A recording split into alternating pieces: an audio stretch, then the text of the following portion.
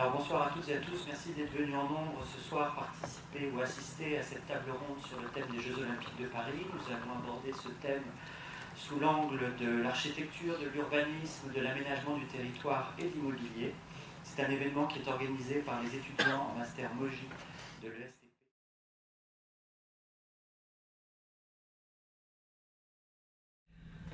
Donc voilà, à Paris, 95% des équipements sont déjà existants ou seront temporaires. Et donc, dans la prochaine heure, on va aborder en deux parties. Tout d'abord, les aménagements du territoire pour les Jeux, et surtout la projection dès aujourd'hui, mais en réalité depuis 2015, sur un héritage vertueux. Sujet que nous allons aborder avec Hélène Vic, directrice des aménagements du village des athlètes pour la Plaine Commune, Vincent Bourjaïa, directeur général de la SPL Le Bourget Grand Paris pour le cluster média Bourget Uni, et l'agence Dominique Perrault, qui est représentée ce soir par David Agudo, qui a dirigé depuis le printemps 2016 le groupement La Fabrique de la Ville, Lin, Gustafsson Porter, Topagé, Ingerop, Algoé, avec l'aide également de Steven Kaferki, expert international spécialiste des villages olympiques et paralympiques pour le GIP Paris 2024. Et nous aborderons en seconde partie les aspects juridiques et économiques des futurs montages pour réussir la ville durable. Et nous donnerons donc principalement la parole à Henri Spetch, qui représente ce soir la Solidéo. Et on excuse Camille Picard de la Caisse des dépôts, qui est retenue ce soir à la préfecture de Cergy. Je redonne la parole à Jean-Philippe. Merci. Alors, pour débuter cette table ronde, je me tourne vers vous, Monsieur Picaras, dont vous êtes directeur technique du COJO. Est-ce que vous pouvez nous présenter le comité d'organisation des Jeux Olympiques, donc le COJO, en quelques mots? Oui. Ça fonctionne avec le... Oui, je pense. Le comité d'organisation des Jeux Olympiques a été créé donc, tout début de l'année, avec un premier série qui a eu lieu il y a 15 jours maintenant.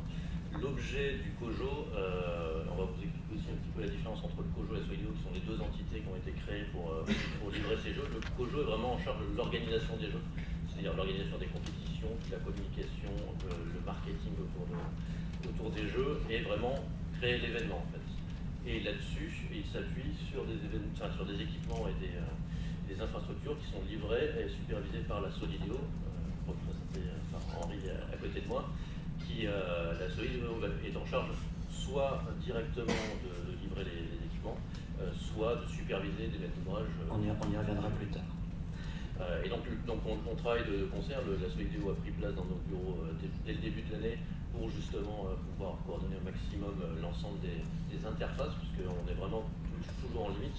Et nous, on va venir amener en termes de construction temporaire tout ce qu'on appelle l'overlay, qui est l'aménagement olympique, qui vient s'ajouter sur les équipements pérennes et qui ne sont pas nécessaires après les Jeux, qu'on vient démonter après les Jeux pour justement libérer des espaces et pouvoir poursuivre le développement du territoire. Alors si l'annonce de l'attribution des Jeux Olympiques à Paris a été l'objet d'une couverture médiatique assez importante, la mise en place du projet elle-même n'est pas forcément révélée au public.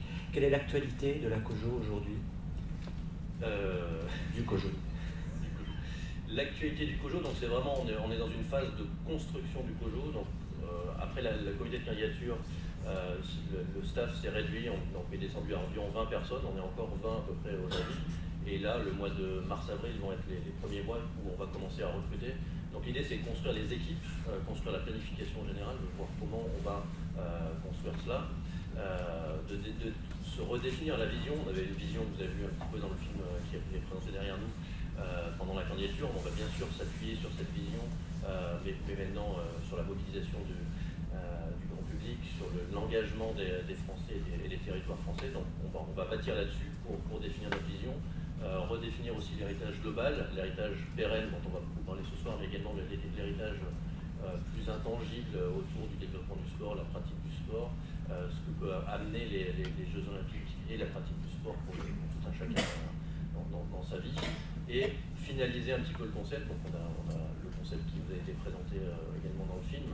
Aujourd'hui, on est en train d'ajuster et de finaliser pour s'assurer de ce qu'on va réellement livrer. Il y a des sports et des disciplines complémentaires qui peuvent arriver, qu'il faut qu'on intègre dans le concept général des Jeux. Donc on est un peu dans cette vision de fondation, de création du COJO et de l'événement. Est-ce que vous avez d'ores et déjà une idée de la date à laquelle vous allez lancer les appels d'offres, les concours d'architectes, Alors sur les équipements pérennes, c'est pas nous qui allons lancer les appels d'offres, c'est plutôt la Solidéo et les maîtres d'ouvrage. Nous, on va lancer des appels d'offres assez importants également sur toute la partie équipement temporaire, avec des entreprises type G11 ou les consorts, qui elles vont répondre sur ces événements. On a parlé du beach volleyball sur le Champ de Mars. Donc là, ça sera un des gros équipements, parce qu'on va mettre une arène de 12 000 places pour faire du beach volleyball plutôt sur un site un peu emblématique. Donc ça sera plutôt autour des Jeux Olympiques de Tokyo. Après les Jeux de Tokyo, on lancera les appels d'offres. Alors pour rentrer un petit peu plus dans le vif du sujet, il s'agit d'aborder les questions d'aménagement du territoire.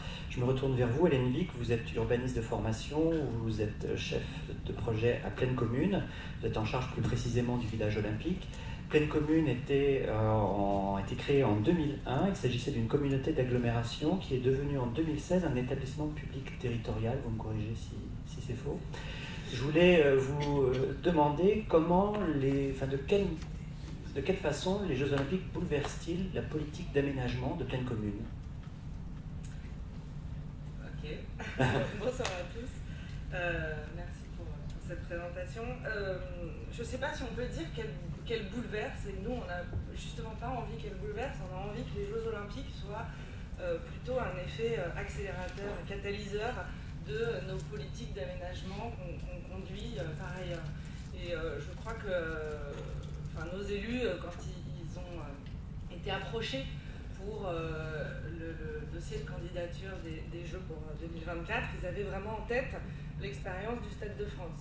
Et c'est vraiment sur cette base-là qu'ils se sont positionnés en se disant, voilà, au moment de l'arrivée du stade, on a négocié beaucoup de choses. On a négocié la couverture de l'A1, on a négocié l'arrivée des gares RER, on a permis un renouvellement très fort du secteur de la plaine. Il faut que les Jeux 2024, ce soit un petit peu la même mécanique. Et du coup, si on accueille les Jeux sur notre territoire, il faut que ça nous entraîne plus loin dans nos politiques urbaines qu'on a de toute façon d'ores et déjà engagées. Donc c'est vraiment dans ce sens-là que les élus se sont positionnés en disant ok, on est prêt à jouer le jeu de l'accueil d'un tel événement sur notre territoire. Et est-ce que les objectifs fixés par le CIO peuvent entrer en contradiction avec votre politique d'aménagement? C'est tout l'inverse, et c'est comme ça qu'on a construit le dossier avec le GIP et avec Anthony, entre autres, avec lequel on travaille depuis 2015 là-dessus. Nous, on a coutume de dire depuis 2015 qu'on n'a pas réfléchi un projet, notamment je parle pour le village, on n'a pas réfléchi à un village olympique et la façon dont derrière il devient un quartier. On a pris nos projets d'aménagement, nos quartiers qui étaient d'ores et déjà prévus sur ces secteurs-là, et on a vu comment il fallait les adapter pour accueillir pendant un temps donné à l'été 2024 des athlètes et un tel événement. Donc ça c'est vraiment très important. Le village olympique il est sur 3 villes, pour ceux qui connaissent un peu le dossier en profondeur. Il est à cheval sur l'île Saint-Denis, sur Saint-Denis et Saint-Ouen. Et pour ce qui concerne l'île Saint-Denis et Saint-Denis, c'était des projets qui étaient déjà en cours. Pour certains, ils sont en phase de réalisation. Donc on a levé le crayon et on a attendu la décision du comité de candidature pour ensuite réenclencher les choses. Et c'est important parce que du coup, on a vraiment bâti le dossier de candidature sur cet acquis-là, les plans d'urbanisme, les architectes qui étaient en présence et qui ont ensuite travaillé avec l'équipe de Dominique Perrault.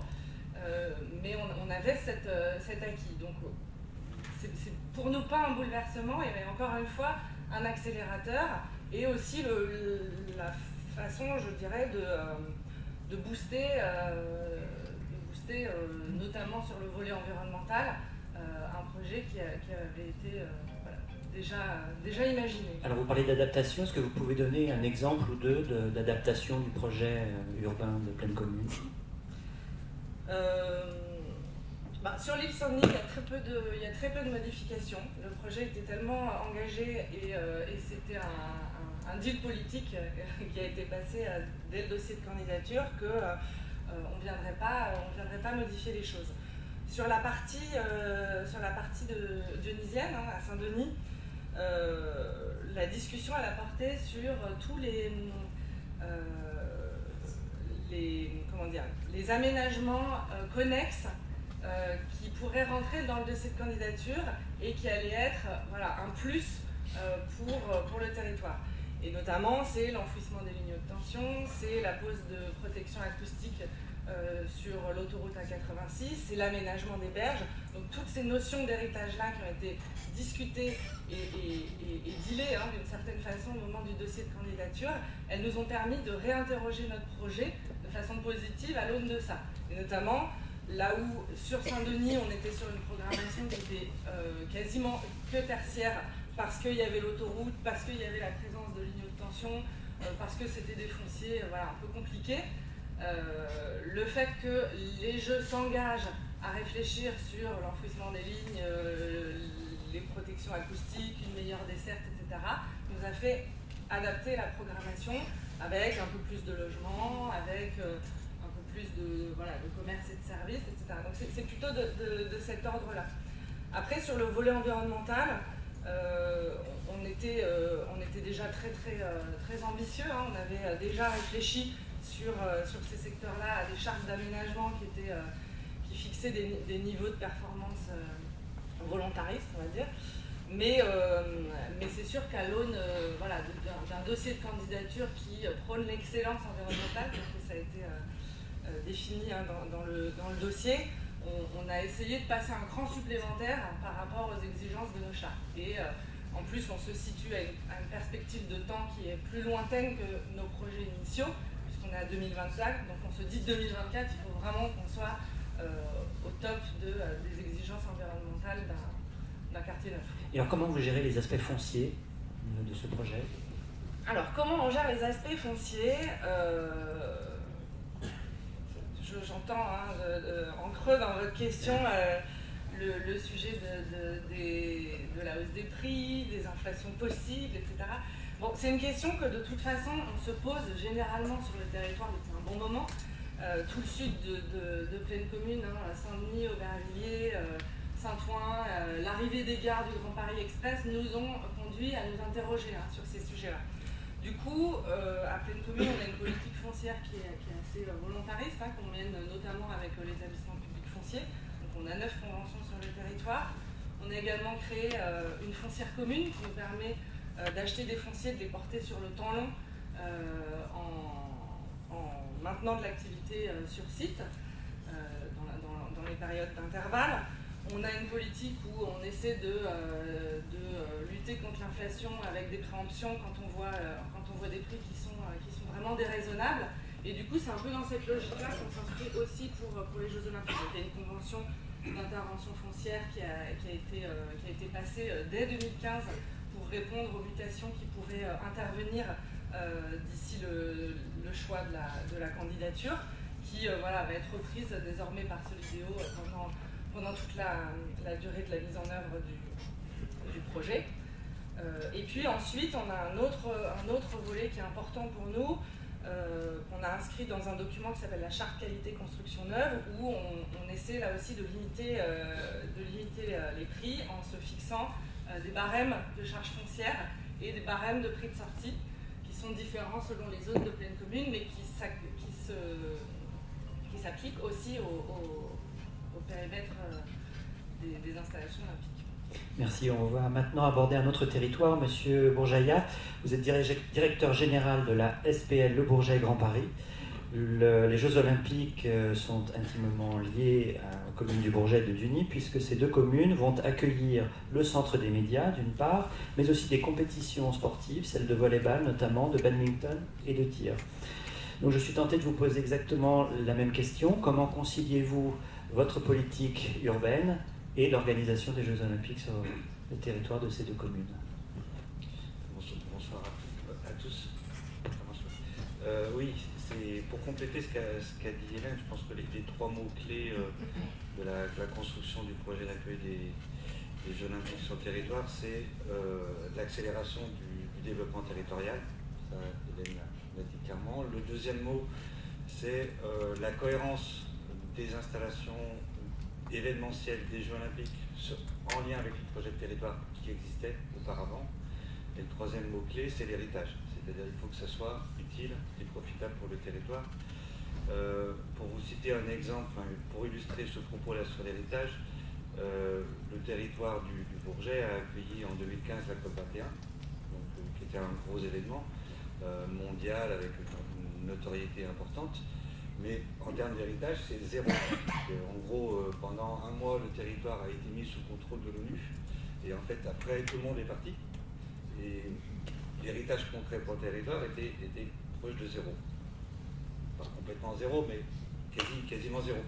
Donc quand on a commencé les discussions avec le GIP, effectivement, l'apport et l'approche du territoire a été de dire, si on accueille les Jeux Olympiques, il faut qu'il y ait un vrai héritage pour le territoire. Et cet héritage, il doit être, moi j'ai tendance à, les mots qu'on emploie, c'est concret et utile. C'est-à-dire, concret, il faut que ce soit des choses précises et mesurables, et utiles, c'est-à-dire il faut aussi que ça serve le quotidien des gens. Parce qu'au final, les juges de paix de la qualité du projet, ça sera quand même les habitants des territoires. Est-ce qu'ils auront effectivement un bénéfice concret, précis de l'apport des Jeux Olympiques une fois que les athlètes seront partis. Donc voilà, nous, l'approche, c'est clairement cette question de l'accélération des projets de territoire, de la cohérence et de l'héritage. Et là non plus, il n'y avait pas de contradiction entre les plans originaux et ceux imposés par... On a construit un accord, on va dire comme ça, parce que c'est vrai que pour un territoire qui accueille des grands événements, on sait que la logique d'un grand événement, c'est très fonctionnel, c'est très pratique, il ne faut pas qu'il y ait d'impair dans le fonctionnement.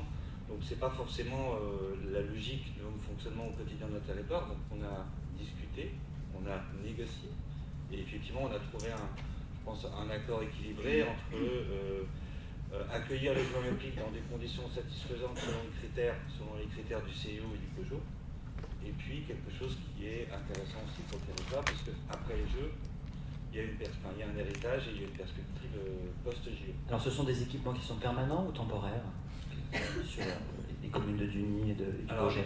Le centre des médias, en fait, donc, qui se tiendra dans le parc des expositions, il est permanent, puisqu'il y a une partie des halls qui vont être reconfigurés et adaptés et modernisés. Le village des médias, donc ça c'est du définitif, puisque c'est des logements définitifs qui sont construits à l'occasion des Jeux. Et les 3 pavillons en fait, de compétition sont tous les 3 provisoires. Donc en fait, ils sont temporaires parce que en fait, le territoire n'a pas besoin d'accueillir n'a pas la capacité à garder ces objets-là. Mais par contre, le foncier qui est libéré pour ces projets-là est réutilisé dans une logique de projet territorial et d'héritage. Mais ce foncier est quand même immobilisé pendant plusieurs années jusqu'à l'événement sportif. Est-ce que c'est une contrainte pour vous ou pas? Non, c'est pas une contrainte. Au contraire, on l'a pensé comme dans une logique d'évolution du projet de territoire. Donc c'est des fonciers pour certains qui étaient prévus à être libérés, donc les Jeux permettent de l'accélérer. Et pour d'autres, les élus auraient bien aimé que ces fonciers se libèrent, et donc les Jeux permettent d'être le cliquet qui fait bouger les choses. Et puis pour un troisième qui est le stand de tir qui se situe à proximité du parc de la Courneuve, voilà, le projet d'ensemble permet de trouver un accord et un héritage environnemental, puisque à la sortie c'est un site qui va être rapporté au parc de la Courneuve. Donc, le parc de la Courneuve sera agrandi de 13 hectares à l'issue des Jeux. Donc voilà, il n'y a pas de situation, enfin c'est pour ça que c'est vraiment un projet de territoire, puisqu'en fait il n'y a pas une situation unique. Chaque foncier qui est mobilisé est utilisé dans un sens globalement utile au projet de territoire. Et vous vous alignez sur les positions de Plaine Commune pour ce qui est de la gestion du foncier, sur la gestion du prix en tout cas du foncier? Oui et non. Oui, parce qu'effectivement la logique c'est de maîtriser le projet. Non, puisque nous sur le territoire du Bourget c'est plutôt de créer de la valeur. Donc on ne refuse pas fondamentalement une forme de hausse des prix. Voilà, la question sur Penco, c'est réguler, effectivement, et éviter les effets d'opportunité et d'aubaine. Nous, c'est plutôt, effectivement, faire que les JO valorisent le territoire et, quelque part, augmente la valeur, puisque, effectivement, ça fait partie du process d'accélération du projet de territoire, c'est effectivement une forme de valorisation du territoire. Alors, je voudrais poursuivre sur les questions urbaines, mais aussi développer les questions architecturales. Donc, l'agence DPA, Dominique Perrault, architecte, est l'auteur de la très remarquée et remarquable bibliothèque François Mitterrand. Elle a également réalisé 2 bâtiments qui personnellement m'ont marqué et qui ont intégré des histoires de l'architecture, que sont donc le Vélodrome et la piscine olympique de Berlin. L'agence a également imaginé récemment un plan de réaménagement de l'île de la Cité à Paris.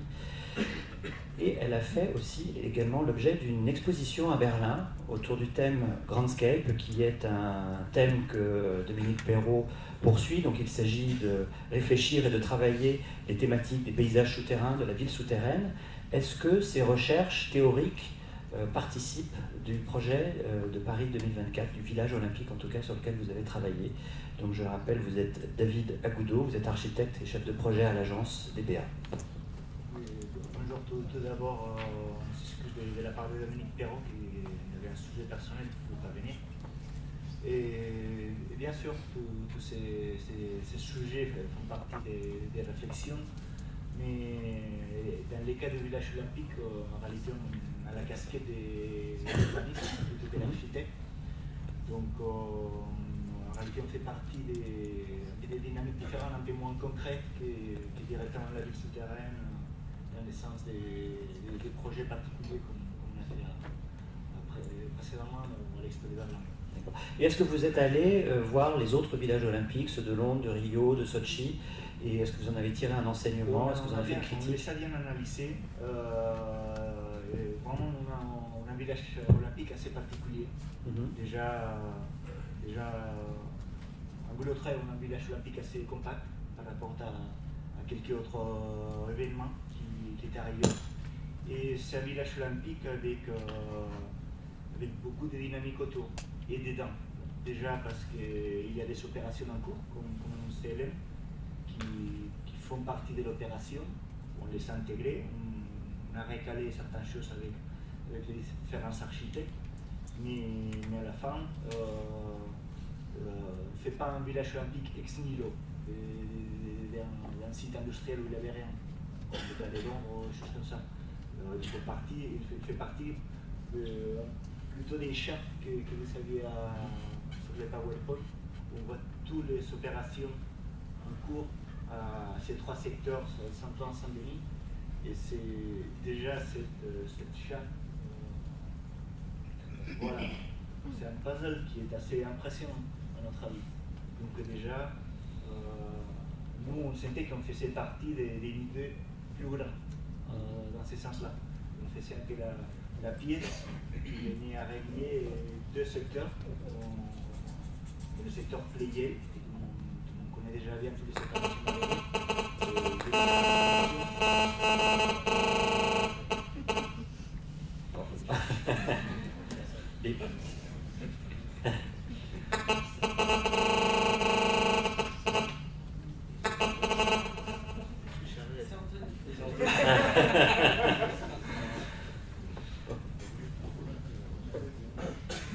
Alors reprenons le village olympique, voilà. le puzzle. Le puzzle. Donc déjà, bien sûr, on était en train d'aménager ces pièces qui se trouvent entre la tour Pleyel, la nouvelle gare et tout le secteur de Grand Paris, et bien sûr la Seine qui fait partie du fil conducteur de la candidature. Donc déjà, on voulait bien participer au discours, à le speech de la candidature, et aussi participer et donner continuité à décider en termes d'héritage de cette liaison entre la Seine et le Pleyel. Alors vous avez mis en place dans ce schéma directeur des volumes, des gabarits, des hauteurs probablement. Comment vous avez fixé ces volumes bâtis? Et est-ce que vous travaillez avec des promoteurs? Est-ce que vous écoutez leurs attentes? Est-ce que, puisqu'on envisage l'héritage, la transformation de On abordera plus tard l'objet de la transformation, mais en tout cas, comment vous avez défini ces volumes? Déjà, par exemple, des sujets qui nous semblaient très intéressants, c'est que un peu toutes les dynamiques qui ont été mises en place avant, par exemple, on dirait la charte des logements, des plans communs et différents éléments comme ça, ils font partie du plan de masse du village, bien sûr, et était vraiment étonnant que tous ces dispositifs qui sont déjà mis en place, quand on les testait du côté comité olympique, et on voyait si les logements d'athlètes, par exemple, ça marchait ou ça créait des impacts, en réalité, ils avaient à peine des modifications par rapport à les qualités qui sont déjà mises en place. Donc ça nous permettait déjà de penser d'une façon différente, c'est-à-dire au lieu de penser dans les villages olympiques qui sont toujours représentés, c'est un enclos, et on travaille dedans. Là, on pouvait penser à l'envers, c'est-à-dire penser directement en termes d'héritage, et après, avec des adaptations mineures, devenir comité olympique, on dirait, très facilement. Et alors comment vous avez traité justement ces thèmes de flexibilité, de réversibilité? Est-ce qu'il y a des prescriptions architecturales, structurelles qui vont être données ou pas? On dirait il y a un sujet que, si on se met la casquette d'architecte, il avait un sujet qui était très simple, c'était un sujet des logements, qui est transformé en logement héritage, on dirait, un logement athlète, c'est une simplicité très simple, voilà. Juste, il y avait quelques sujets à discuter en termes des Jeux paralympiques, qui vraiment sont beaucoup plus contraignants en termes du nombre des personnes en fauteuil roulant que je trouve par rapport à des situations normales, parce que sinon, la reste ne s'impliquait pas des modifications. Là où il y a un vrai sujet, un vrai projet à développer, c'est la réversibilité des bourreaux, bien sûr. Parce que c'est, bien sûr, en termes d'héritage, on n'envisage pas un quartier monofonctionnel. C'était une des prémices. On avait un quartier avec des logements, des commerces, des bureaux. Donc, bien sûr, c'est un jeu. Et puis, on a très bien travaillé avec des promoteurs, voire Vinci Immobilier qui fait ce secteur Saint-Denis. C'est cette réversibilité de comment on était capable d'héberger des athlètes dans des futurs bâtiments à bureaux. Quand Hélène Big, vous souhaitiez réagir? Oui, j'ai oublié de dire tout à l'heure, mais on a beaucoup de choses à dire, oui. Et puis du coup, selon les questions, on oublie certains sujets. Non, celui de la mixité, ça a été un des sujets assez essentiels au moment de l'accord, on va dire, politique quant à l'accueil du village olympique sur notre territoire, puisque assez classiquement, on dit qu'il faut accueillir 17 000 athlètes, et puis quand on fait 17 000 athlètes reconvertis en logement, ça fait 3 500 logements. Et là-dessus, on a eu des discussions serrées avec le GIP, parce que nous, nos élus, ils étaient vraiment contre cette réversibilité un peu facile qui serait de dire, voilà, l'équation c'est 17 000 athlètes, 3 500 logements, et au contraire, porter l'idée d'un quartier mixte dans lequel on allait retrouver des logements, des bureaux, etc. Et du coup, pour éclairer ce que disait David, la question de la reconversion du logement pour athlètes en bureau nous a pas mal occupés, puisque c'est assez nouveau.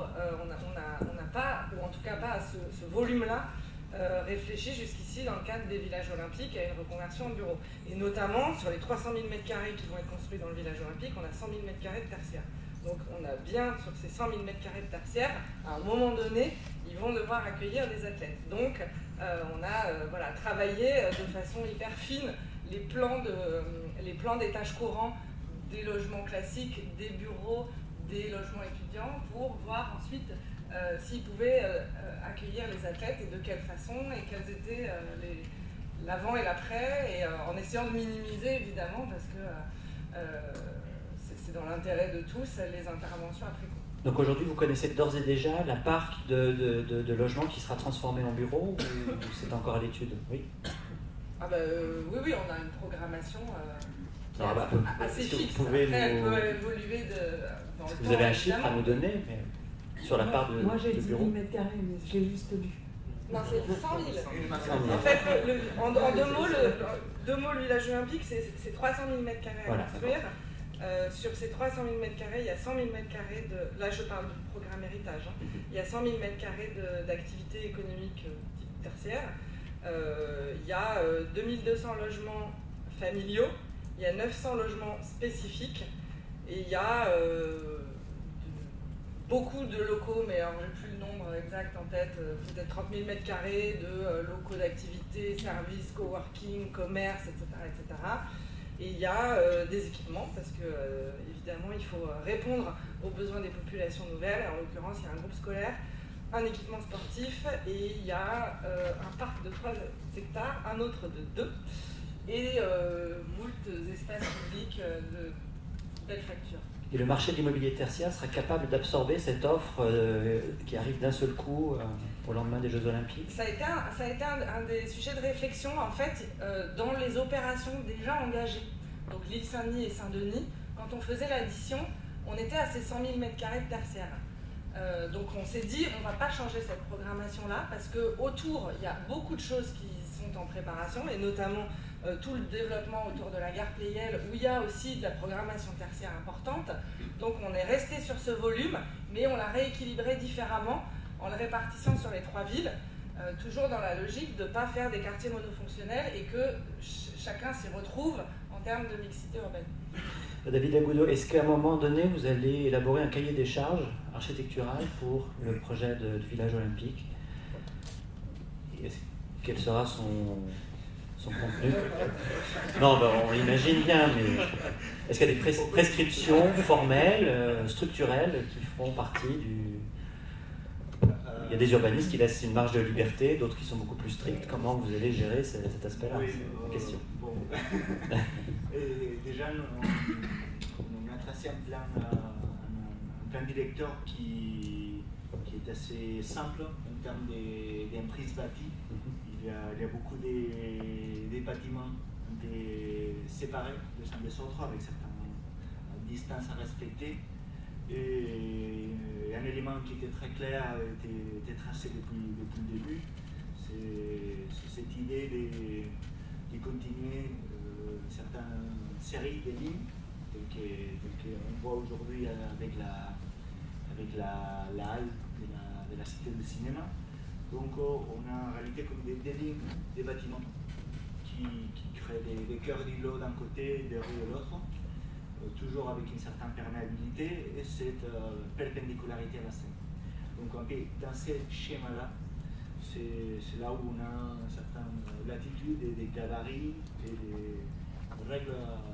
Surtout, je parle de la partie Saint-Ouen, c'est celle qui est impliquée, celle que vous voyez au-dessus, avec les mailles finaux, cette rue qui est un peu plus marquée et qui s'ouvre vers la Seine. C'est là où il y avait, on dirait, il n'y avait pas des opérations en cours. Partie nord, c'est la partie universelle qui était déjà en cours, une partie prolonge. Voilà. Monsieur Piquera, je me retourne vers vous. Est-ce que vous êtes garant de toutes ces idées-là, de toutes ces positions-là? Quelle est votre place dans ce... Pardon?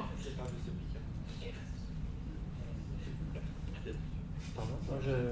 Bon, je n'ai pas compris, excusez-moi. C'est la gouvernance. Pour répondre à Oui. la question. En fait, on a travaillé ensemble depuis le début. En fait, pour tout vous dire, au tout début, on avait défini un certain nombre de sites de villages potentiels. Celui-ci a été choisi pour l'apport que ça pouvait apporter à la fois pour les jeux, pour les athlètes, pour l'environnement général des athlètes avec la proximité de la Seine, etc. Et également pour le développement et l'alignement avec les plans à long terme du territoire. Par rapport à votre question que vous avez posée avant sur ce qui s'est passé avant à Londres, Rio, etc. Contrairement à ces sites-là où en fait le village a été le déclencheur pour le reste, là, le village a dû s'intégrer dans des plans de développement qui étaient déjà lancés. Donc, la gare du Grand Paris Express qui est à 800 mètres du village et qui était clairement un élément extrêmement important. On aura les lignes 13, 14, 15, 16, 17 à échéance 2024, plus le lien avec le RERD pas très loin, plus la gare. Donc, on a quand même un vrai pôle d'attractivité pour 2024 et les années futures qui permettent aussi de confirmer un peu la commercialité de ces espaces-là. Enfin, on sait que ça va être un pôle attractif. Donc, on a travaillé ensemble avec des équipes de Dominique Perrault, avec les communes, depuis 3 ans pour justement arriver à ce plan-là. Donc, on partage parfaitement tout ce qui a été dit. Pardonnez-moi, je vais mettre les pieds dans le plat. Et la question du coût? Du coût de l'opération, des surcoûts, on parle de surcoûts. Comment vous réagissez par rapport à... Là-dessus, on est vraiment dans une phase d'analyse. Donc, comme je vous l'ai dit tout à l'heure, on est vraiment dans une phase globale de revue de projet pour voir où on en est par rapport justement. Le marché a changé depuis 2 ans, au moment où on a fait des bilans d'opération.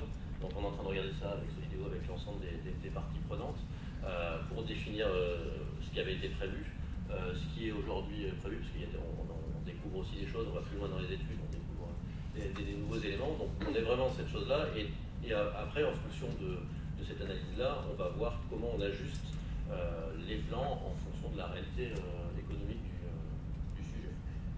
Donc aujourd'hui, on est dans une étape et on devrait normalement finaliser tout ça pour l'été.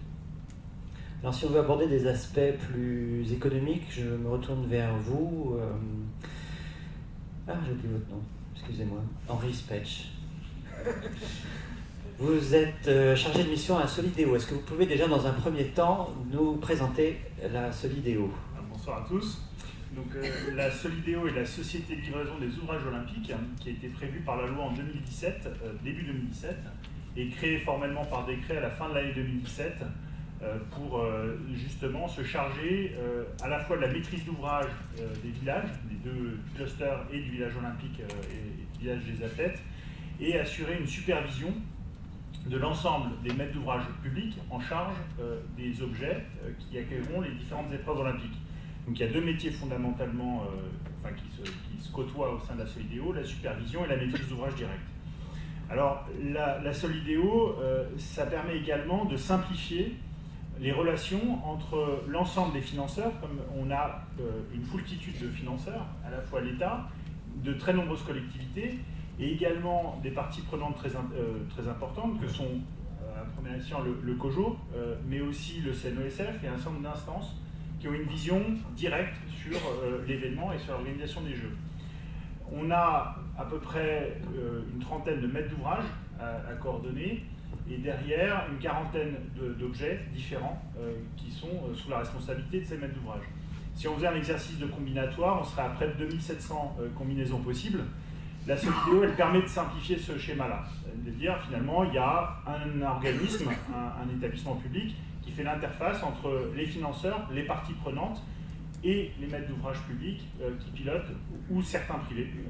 On a 2 privés de souvenirs qui pilotent chacun cette quarantaine d'objets différents.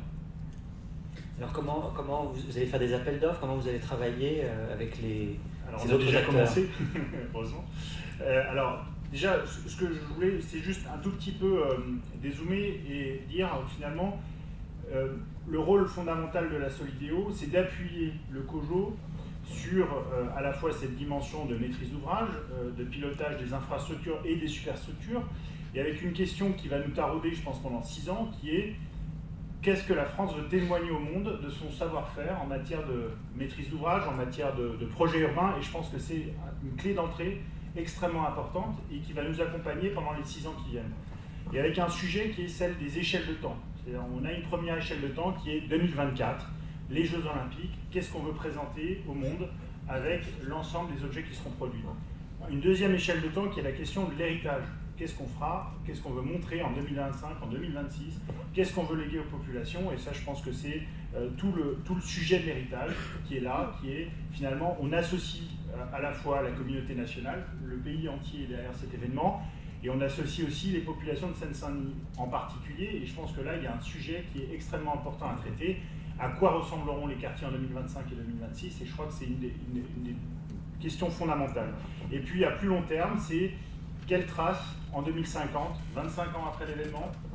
On sait que les villages olympiques se sont fondus dans les territoires, dans les projets. Certains ont su garder une spécificité. Et je pense qu'il y a probablement là un sujet à traiter qui est de dire on ne travaille pas uniquement pour faire des produits immobiliers en 2024, on ne travaille pas uniquement pour faire X logements sociaux, X logements d'accession, X bureaux en 2025, mais quelle ville on veut imaginer pour les 25 ans qui viennent. Et je pense que là, il y a un travail fondamental à faire, et la Solideo est probablement un des principaux outils pour ça.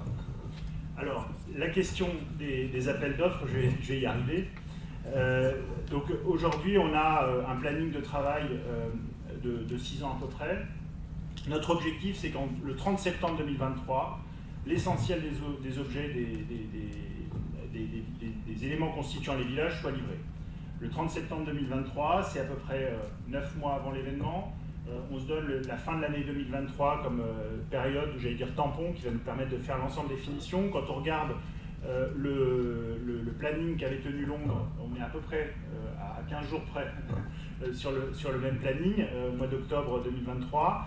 Et le premier semestre 2024 sera consacré aux overlays qu'évoquait tout à l'heure Anthony, cet habillage olympique des différents objets. Donc nous, notre objectif, c'est le 30 septembre 2023, avoir livré l'essentiel. Il faut qu'en novembre 2023, on puisse planter à la bonne saison, mais 30 septembre 2023. À partir de là, on fait un rétro-planning.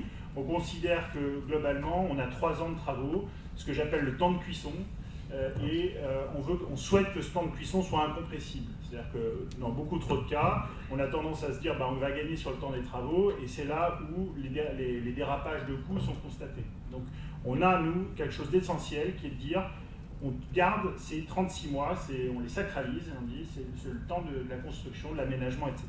Donc à partir de là, on a un devoir, c'est d'arriver en temps et en heure en 2020 en ayant bouclé l'ensemble des procédures préalables et l'essentiel des diagnostics qui sont fort nombreux. Donc c'est ce travail des 24 mois qui viennent, c'est d'optimiser ces 24 mois, et donc notre objectif c'est d'être le plus efficace possible à partir de maintenant, et même depuis la fin de l'année 2017, sur les 24 mois qui viennent. Alors, sur les 24 mois qui viennent, on a déjà lancé des appels d'offres, et notamment 2 appels d'offres de maîtrise d'œuvre urbaine sur les deux villages. On a lancé ça courant février, on a reçu les candidatures la semaine dernière. Donc on a déjà lancé des appels d'offres sur la partie prestations intellectuelles qui nous permet d'asseoir le dispositif. Avant qu'on arrive, et avant que la Solideo ne soit créée, avaient été anticipées les questions d'études d'impact, qui est quand même un gros sujet pour n'importe quel maître d'ouvrage public. Et donc depuis l'été 2017, on a plusieurs bureaux d'études qui travaillent à la constitution de ces études d'impact, dont on a donné pour objectif qu'elles soient déposées à l'autorité environnementale fin juillet, de façon à ce que derrière, toutes les procédures découlent en termes de DUP, de mise en compatibilité des documents d'urbanisme sur les sujets dont on a la maîtrise d'ouvrage directe. Donc voilà, donc on voit que la machine est enclenchée. Il y a beaucoup de promoteurs dans la salle. Donc la question, j'allais dire, des cessions de charges foncières se posera réellement sur l'année 2019, et l'année 2019 sera l'année charnière de ce point de vue-là sur la cession des droits à construire, sur les sujets qui nous concernent. Et la question de la propriété, qui est propriétaire, à quel moment? Alors c'est une question peut-être un peu naïve, mais... Alors, la propriétaire de quoi? Du village, des constructions du village. Ouais, il y a plusieurs sujets en un. Sur la propriété, il y a la question de la propriété des espaces publics. Donc là, on travaille de manière extrêmement rapprochée avec les collectivités sur la définition de ce que sont ces espaces publics. On ne part pas d'une page blanche, il y a tout le travail qui a été fait sur la candidature, et donc on s'appuie sur cette matière-là. Donc de manière assez logique, comme dans n'importe quel projet d'aménagement, les espaces publics retourneront aux collectivités à l'issue du travail préparatoire aux Jeux Olympiques, avec probablement une phase qu'on appelle une phase de réversibilité, y compris sur les espaces publics, qui se déroulera probablement sur une grosse année après les Jeux Olympiques. Et il y a un exemple assez fort qui est celui du parc dans le village olympique, qui lui sera créé sur la surface, l'esplanade qui aura servi pendant la phase olympique de gare routière. Voilà. Donc, il y a ce travail de réversibilité. Et donc la question de la propriété vis-à-vis des collectivités sur l'espace public est quelque chose qui aujourd'hui ne pose pas de problème dans la mesure où ça fait partie d'un process classique d'aménagement. Et puis après, il y aura une cession de droit à construire sur les bâtiments, comme on le fait de manière, j'allais dire, classique avec des promoteurs ou avec des bailleurs sociaux, le cas échéant. Alors au moment des Jeux Olympiques, le village olympique, qui est propriétaire du village olympique, qui assure la gestion de cet immobilier-là? Alors là, on aborde une question qui est ce qu'on appelle entre nous, dans notre jargon, le trait de côte. C'est la limite d'intervention entre la Solidéo et le COJO. C'est-à-dire que le village olympique, pendant la phase olympique, sera probablement un des endroits les plus surveillés et les plus étanches après l'île Longue. Pour ceux qui ont quelques notions de marine, on est dans un amphithéâtre de la marine. Donc, voilà, on sera sur une enceinte extrêmement étanche et donc avec une gestion qui répondra à ces contraintes du site. Et donc à ce moment-là, le COJO sera en situation de gérer le village olympique et avec des conditions de sécurité assez draconiennes. Voilà. Avec une estimation qu'on avait fait entre nous, on parle souvent des 17 000 athlètes, mais en réalité c'est 17 000 plus à peu près 4 000 à 5 000 personnes pour la gestion du village lui-même. Donc en réalité c'est une ville de 22 000 personnes qui fonctionnera pendant la phase olympique et qui sera sous la gestion du COJO. Est-ce que vous avez un mot à dire justement sur cette gestion ou pas? Sur la gestion, justement, oui, il va y avoir une mise à disposition du site pendant on va dire début 2024. La date, aujourd'hui au 1er janvier, on va l'optimiser en fonction de l'avancée des travaux. Et donc après, on va prendre les bâtiments. Il y a la transformation, justement, l'aménagement de l'ensemble des logements d'athlètes qui vont être faits. Il y a la création du restaurant des athlètes. Donc c'est un restaurant qui sera dans la grande halle de la Cité du Cinéma qu'on voyait sur le film, peut-être qui passe également dans les différentes diapos. Donc il y a vraiment toute la partie opérationnelle du jeu qui va être créée avec des cuisines énormes pour être nécessaires. De la même façon, une logistique interne au village. Donc le village sera fermé et sécurisé. Ça sera le site le plus surveillé au monde, ce que disait Henri. Donc là, on a une vraie couche opérationnelle à mettre en place dans les 6 mois entre le 1er janvier et début juin pour être prêt pour l'ouverture du village qui est prévue au mois d'août. Donc c'est une vraie ville qui démarre au 1er janvier pour être prête à l'été et pour accueillir les athlètes pendant les Jeux. D'accord. Merci beaucoup en tout cas pour vos réponses. Est-ce que vous voulez réagir les uns les autres par rapport à ce que vous avez pu dire ce soir? Donc je donne la parole à la salle. Parce qu'effectivement, le jeu de questions-réponses a été très rapide, donc peut-être des choses qu'il fallait rajouter. Peut-être, moi je voulais rajouter un petit mot que je n'ai pas évoqué tout à l'heure, mais parce que la question n'était pas orientée comme ça, mais sur D'ailleurs, Vincent l'a dit un petit peu sur l'enjeu d'une réponse avec l'accueil de ces jeux aux préoccupations de nos populations. Là, on était vraiment très sur l'aménagement, mais ça, c'est un élément qui est assez essentiel pour le territoire et pour nos élus. C'est celui que ça serve directement à nos populations. Alors que ça serve évidemment dans les projets urbains qui vont être construits, que la programmation de logement elle soit bien en cohérence avec les attendus, qu'il y ait un pourcentage de logement social idoine, etc., etc. Mais aussi, et c'est moins le sujet de ce soir, mais c'est important, c'est aussi qu'il y ait des retombées locales pour le territoire, et notamment des retombées en matière d'économie et d'emploi. Alors, on a des majors dans la salle et on sera très content de tous travailler ensemble. Pour autant, on veut aussi que l'accueil des Jeux, ça soit le moyen de travailler avec les acteurs locaux, avec les TPE, les PME du territoire, et que voilà, il y ait un aller-retour important qui s'opère, qui est aussi un sujet d'emploi pour nos populations. Et à ce titre, on a travaillé avec les collectivités qui sont parties prenantes, donc avec Terre d'Envol, avec la ville de Paris, avec le département, avec les autres collectivités autour, pour mettre en place des clauses d'insertion, pour qu'il y ait une accessibilité des marchés aux TPE, aux PME, etc. C'est moins le sujet de l'aménagement et de l'urbanisme, mais c'est assez essentiel dans le choix qui a été fait par nos élus de l'accueil de cet événement. Merci, est-ce que vous avez... Moi, je voulais juste compléter un petit peu le propos sur la particularité des villages, parce que, comme Henri l'a dit, effectivement, je pense qu'on porte tous l'idée d'avoir une ambition un peu particulière sur ces objets particuliers qui vont être livrés à un moment un peu clé, en même temps, qui vont marquer une époque, que sans doute des générations d'après viendront visiter pour se dire qu'est-ce qu'on était capable de faire au début du XXIe siècle en termes de production urbaine. Donc c'est vrai qu'il y a un vrai sujet effectivement sur la qualité de la conception des quartiers et des logements.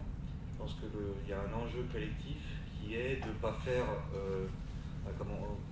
j'ai l'habitude de dire, de refaire la collection des belles architectures et des belles capacités de production des promoteurs, et qui est effectivement de trouver des quartiers qui sont emblématiques de la première partie du XXIe siècle en France et à Paris, qui démontrent un savoir-faire, qui démontrent une qualité de construction qui durera et qui pourrait potentiellement qui a vocation à se reproduire sur les nouveaux aménagements qui auront lieu dans les prochaines décennies. Donc ça, c'est un vrai challenge auquel on est tous confrontés. Et c'est pour ça qu'à la fois on a un peu de temps, mais pas trop non plus, parce qu'effectivement, comme dit Henri, on a un an.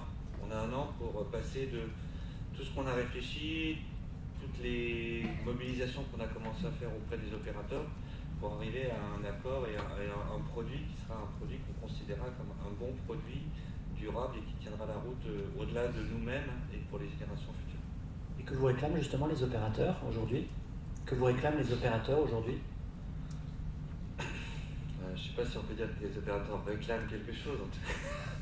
En tous les cas, nous, les initiatives qu'on a prises montrent qu'il y a un intérêt à ces productions particulières, parce qu'effectivement, on ne l'a pas dit assez, mais effectivement, Paris a les Jeux Olympiques tous les 100 ans, donc ça n'arrive pas, dans une génération, dans un parcours professionnel, ce genre de projet, on l'a une fois, on l'a pas deux, donc voilà. Donc nous, en tous les cas, on essaie de mobiliser les opérateurs sur cette logique-là en disant, c'est l'occasion de faire quelque chose de particulier dans le cadre d'un projet atypique. L'idée quand même, c'est de dire, on fera les projets avec ceux vraiment qui ont envie de faire quelque chose de particulier. Les opérateurs, les promoteurs qui voudront effectivement faire comme d'habitude, je pense que dans les prochaines étapes de travail, on n'ira pas plus loin avec eux. Bon, il est temps de vous donner la parole. J'imagine que les questions vous brûlent les lèvres, donc c'est le moment de les exprimer.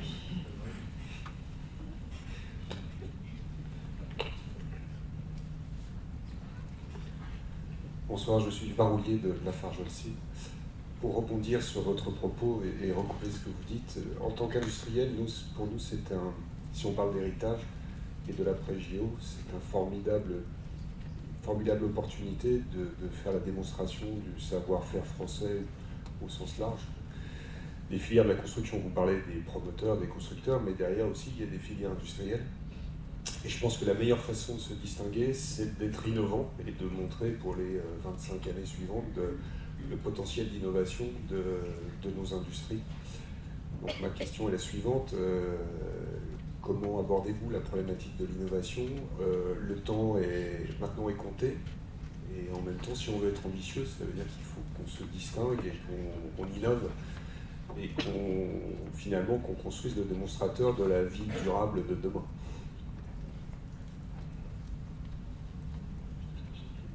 Je commence à répondre, après je pense que vous compléterez. Vous avez raison, effectivement, il faut être innovant, pas que sur la construction, mais aussi sur toutes les filières. C'est un sujet qui a été posé, qui n'est pas tranché pour le moment. Ce qu'on sait, c'est qu'effectivement, on veut de l'innovation qui soit un peu durable. C'est-à-dire qu'on ne veut pas être dans la collection des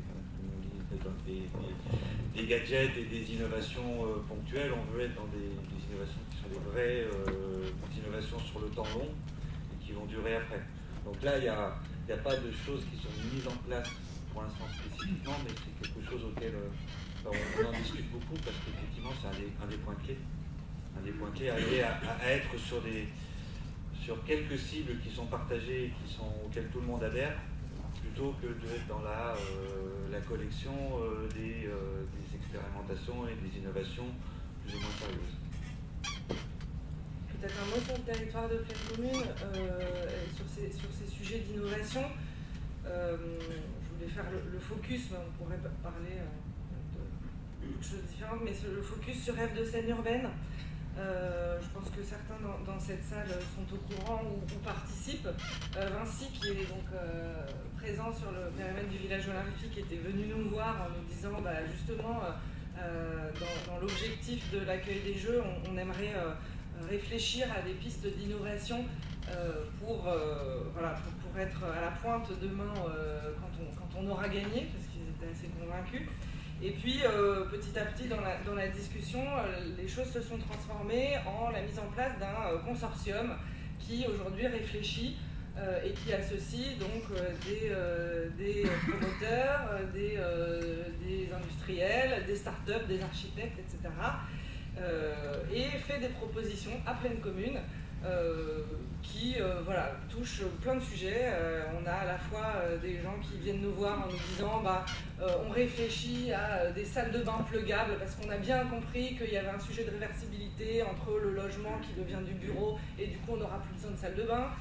D'autres qui viennent et qui nous disent on peut imaginer des modules flottants sur la Seine parce que vous avez un sujet de lien entre les deux berges, machin.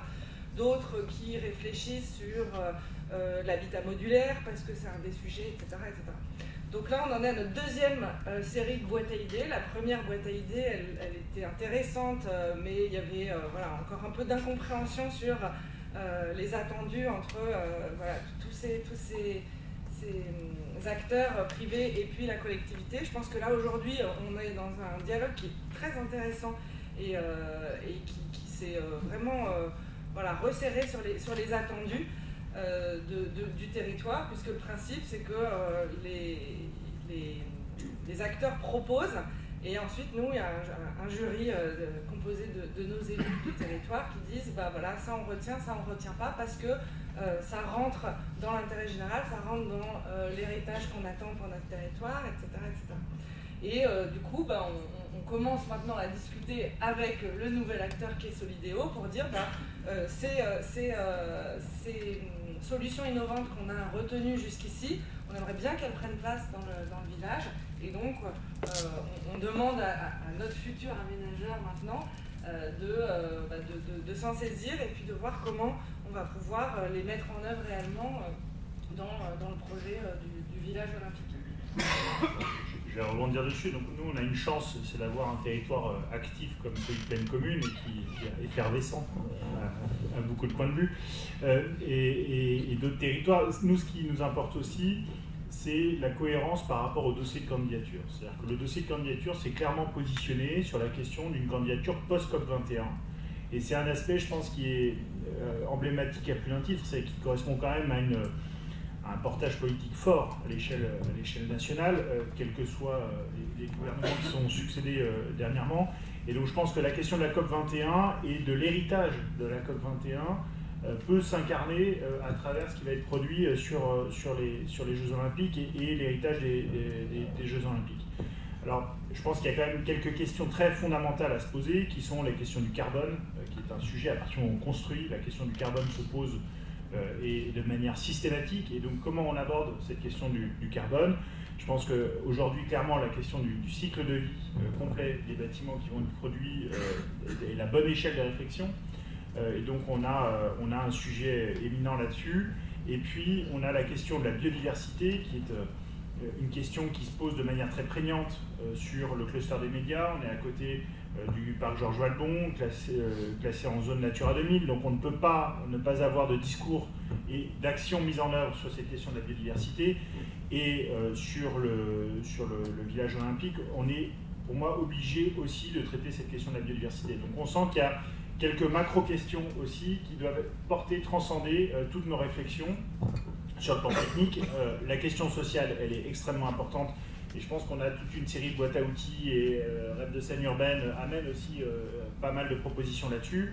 Mais la question du carbone se pose et je plaide souvent sur la posture active des maîtres d'ouvrage. C'est-à-dire que quand on choisit un matériau, on sait pourquoi on le choisit et on ne le choisit pas par défaut. Et ça, c'est quelque chose qu'on demandera à l'ensemble des acteurs qui travailleront avec nous, c'est d'être actifs et de faire des choix et de savoir pourquoi les choix sont faits. Et donc cette question du carbone, ça pose la question de l'emploi de matériaux comme le bois en structure, ça pose la question aussi de l'inertie d'un certain nombre de matériaux, c'est-à-dire que si on choisit le béton, on le choisit pour ses propriétés et non pas par défaut. Si on choisit le bois, idem, et pas uniquement pour faire plaisir à l'aménageur qui s'est dit j'ai coché la croix du bois et donc ça y est, j'ai le plus gros quartier en bois. C'est pas ça le propos. Le propos, c'est comment on arrive à produire un héritage qui ait du sens, y compris sous l'angle du cycle, de l'écologie et de la question de la décarbonation des énergies, de ce qu'on va produire de ce point de vue-là. Juste là-dessus, c'est vrai qu'on se doit d'être irréprochable. En 2024, pendant les Jeux, tous les projecteurs seront braqués sur Paris, et notamment sur les villages au niveau urbain. Les Jeux, c'est 25 000 médias accrédités. Donc, pour comparaison, la COP21, c'est 3 000. Donc, c'est 7-8 fois plus grand qu'en termes de médias. Les médias vont dormir dans le village des médias. Donc, forcément, ils vont avoir leur avis sur l'aménagement. Donc on se doit vraiment d'être ce démonstrateur et de mettre en avant le savoir-faire français. À travers ça, ça n'a pas toujours été bien fait dans les villages olympiques et dans les villages olympiques en général. On sait que Rio était compliqué, mais c'était pas du tout le même concept. Donc nous, on a vraiment mis le focus là-dessus dès la phase de garniture. On se doit maintenant de pouvoir de le démontrer et de le livrer. Je prends un autre exemple qui est celui de l'approvisionnement en électricité des villages. Ce qui caractérise les Jeux Olympiques, comme vous faites un tour d'un site olympique classique, c'est le nombre de groupes électrogènes. C'est assez frappant. J'ai jamais vu une aussi grosse concentration de groupes électrogènes qui démarrent tous les matins à 8 h avec une espèce de ficelle et puis on démarre le groupe électrogène. Et donc c'est quand même assez effarant de se dire, mon Dieu, le site de compétition de base ressemble à une concentration de groupes électrogènes. C'est pour ça qu'on s'est déjà lancé depuis quelques semaines dans un travail avec Enedis, qui est de faire une double analyse, qui est la question de l'infrastructure en phase pérenne, et de voir comment on peut évaluer le pic durant la phase événementielle et optimiser finalement entre la phase pérenne et la phase événementielle. Et donc ce travail s'anticipe. C'est-à-dire que si on se retrouve le 1er janvier 2023 en se disant « Ah mince, on n'a pas travaillé sur cette question d'approvisionnement énergétique en phase de pic », comme c'est surtout ça le sujet.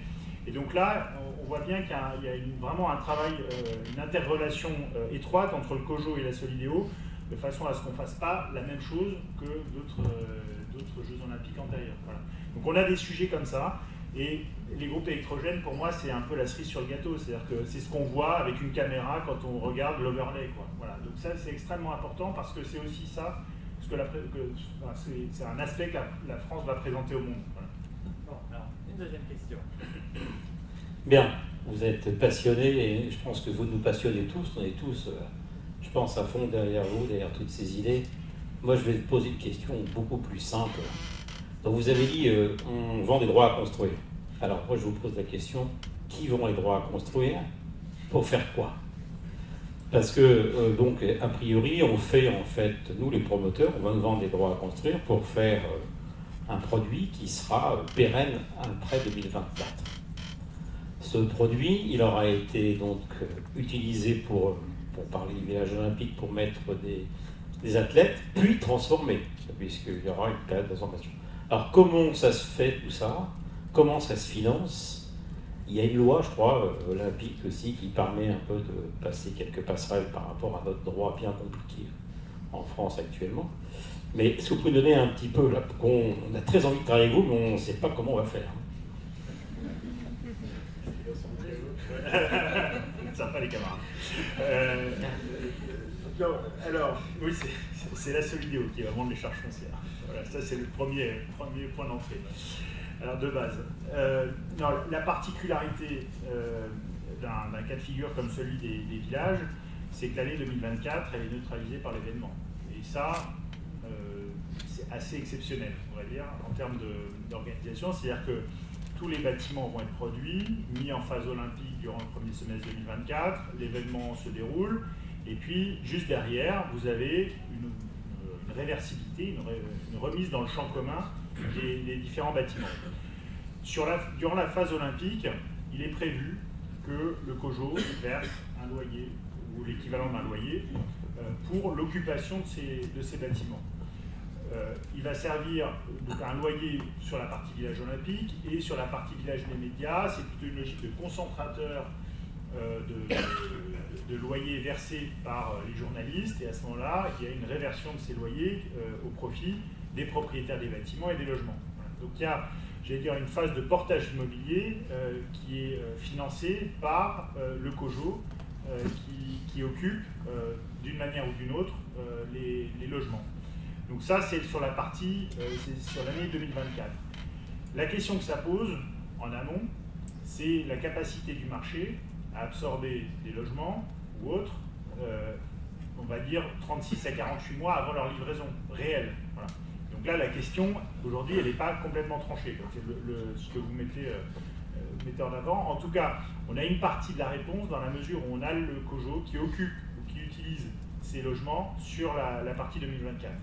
Après, il y a un autre élément qui a été identifié, c'est la question du permis à double détente, qui permet en fait de donner au logement ou aux différents produits immobiliers une première affectation, puis une seconde, et d'anticiper cette question de la réversibilité, ce qui, j'allais dire, fiabilise un certain nombre de montages immobiliers, et donc ça a permis d'anticiper. Et ça, c'est des aspects qui étaient vus avant qu'on arrive même par des acteurs comme Plenco, voilà, qui ont l'habitude de ce type de problématique et qui ont vu arriver le problème.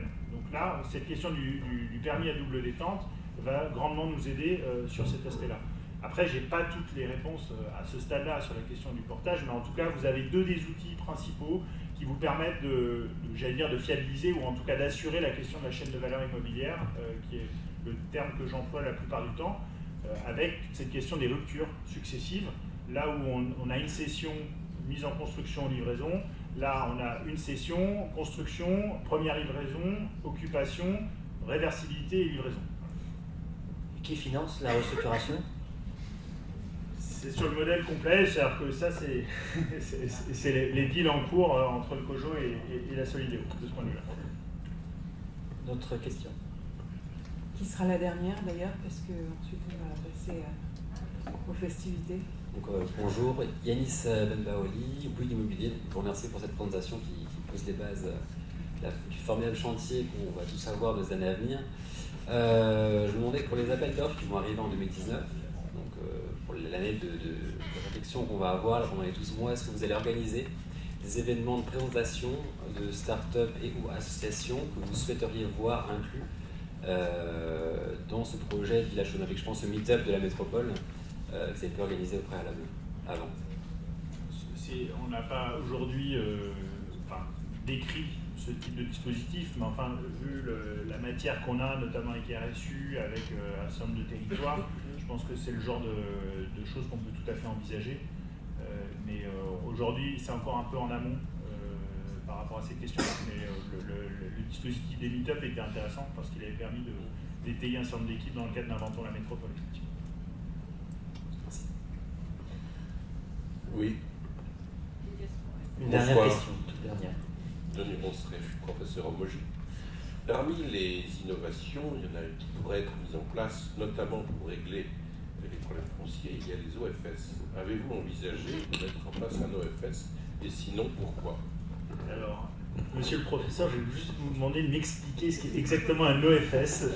Organisme foncier solidaire, créé par l'article 164 de la loi de 2014. Je suis désolé pour cette lacune dans ma culture immobilière. Non, aujourd'hui, clairement, sur le village olympique, on s'appuie sur le FIF qui agit et qui travaille sur ce secteur-là, avec lequel on va avoir une convention signée d'ici peu. Donc aujourd'hui, on est sur les FIF. On a un sujet, nous, qui est la question du temps. C'est-à-dire que le temps est extrêmement précieux et on est obligé, nous, aujourd'hui, de s'appuyer sur des opérateurs d'envergure et on n'a pas, enfin, au stade où on en est, on n'a pas eu la possibilité possibilité, j'allais dire, de débroussailler des solutions alternatives, notamment sur la question du portage foncier. On s'est appuyé sur les FIF pour une question de temps, de taille, de capacité à faire, etc. Après, quand on sera un peu plus installé, on prendra certainement plus le temps pour regarder toutes les possibilités, notamment sur la question de l'ESS, et je l'entends bien. Oui, le FIF, il porte 5 ans maximum, le temps de sa convention. L'intérêt de l'OFS, c'est qu'il porte ad vitam aeternam. C'est un outil de portage foncier. Et s'il y a un domaine où on a envie que le foncier soit porté de façon pérenne, ça peut être celui-là. Je trouve qu'il est particulièrement important. Je l'entends, et ça n'est pas tombé dans l'oreille d'un sourd. La seule chose, voilà, je vous dis juste que aujourd'hui, la Solideo, c'est moins de 10 personnes. On est en train de faire décoller des A380 avec une toute petite équipe. Donc voilà, donc on s'appuie sur déjà des savoir-faire reconnus, et après, on étayera tout ce domaine. On a une direction de l'ambition au sein de la Solideo qui a en charge cette question de l'économie sociale et solidaire. C'est Terrier chez nous qui va s'occuper de ce sujet-là et qui portera ces questions. Voilà. Donc on aura étayé notre démarche d'ici quelques mois. Alors on prend une dernière question. Oui, bonjour, Eric Cassard, architecte. J'avais 2 questions. La première, c'est est-ce que vous avez eu une réflexion par rapport au numérique lié à l'architecture physique? Par exemple, vous avez beaucoup parlé de la question de la COP21. On pourrait imaginer monitorer et diffuser cette information de dépenses énergétiques du village pendant l'événement. On peut imaginer aussi des tas d'autres utilisations en relation donc avec cette architecture physique. Et ma deuxième question, c'est est-ce que vous avez prévu des événements pendant le chantier? Pendant cette phase chantier, est-ce que vous faites qu'est-ce qui se passe? Alors sur la question du numérique, le point sur lequel aujourd'hui on est le plus avancé, c'est la question de la conception. On est en train de mettre en place notre stratégie BIM. Donc on est sur les 2 villages, on démarre en full BIM. Et donc les 2 appels d'offres de maîtrise d'œuvre urbaine comptaient une compétence de BIM manager. On va essayer d'être le plus proche d'un BIM de niveau 3, donc on va essayer de tendre vers ça, avec l'écueil qui est celui de partir tout seul. C'est-à-dire qu'on est aussi sur des territoires avec des instructions de permis de construire qui vont être faites par les collectivités, avec un certain nombre d'autres services qui doivent être aussi équipés. Donc nous, notre défi, c'est de partir groupé, c'est-à-dire de dire on va se mettre en full BIM, mais par contre il faut que ce soit un mouvement collectif. Et donc on a ce sujet-là. Sur les questions numériques, c'est de dire on peut imaginer tout ce qui est possible, mais il ne faut pas le faire seul. Donc on a un vrai sujet de partir en équipe de ce point de vue-là. Donc voilà, donc l'élément le plus concret sur lequel aujourd'hui on a avancé et sur lequel on a demandé à nos équipes de maîtrise d'œuvre de se positionner, c'était cette question du BIM. On verra comment on équipera les logements et les projets dans un deuxième temps, mais c'est quelque chose qui fait partie de notre prisme et notre grille d'analyse. Sur la question de l'urbanisme transitoire, qui était la question que vous souleviez, oui, Vincent est très au fait de ces questions-là, et la question de l'urbanisme transitoire aujourd'hui en projet urbain, est presque consubstantielle à la notion de projet urbain. Il n'y a plus un projet urbain en Ile-de-France et en France d'envergure sans un dispositif d'urbanisme transitoire. Ici, il y a quand même un caractère exceptionnel qui est aussi la question de l'événement, et donc le lien qui peut être fait entre l'événement et cette question de l'urbanisme transitoire, et dans un territoire, notamment celui de Plenco, qui est particulièrement fertile en termes de ressources culturelles à proximité immédiate. Donc c'est un élément aussi sur lequel on va être amené à travailler de manière forte. Donc pour conclure, on a compris qu'il y avait encore une petite année de mise en place, que dans un an on aura réponse à toutes nos questions, mais que surtout il ne fallait surtout pas louper l'échéance du 30 septembre 2023, qui reste l'objectif de tout le monde. Bon, on vous remercie pour tout cet échange. On voulait aussi remercier nos sponsors, qui sont donc voilà, je vais y arriver, AIA Life Designers, Vinci Construction, l'association Apogée, NEMOCA et K2N, ainsi que l'école ESTP, Madame Catherine Naillet et notre responsable pédagogique Chloé Langlais, qui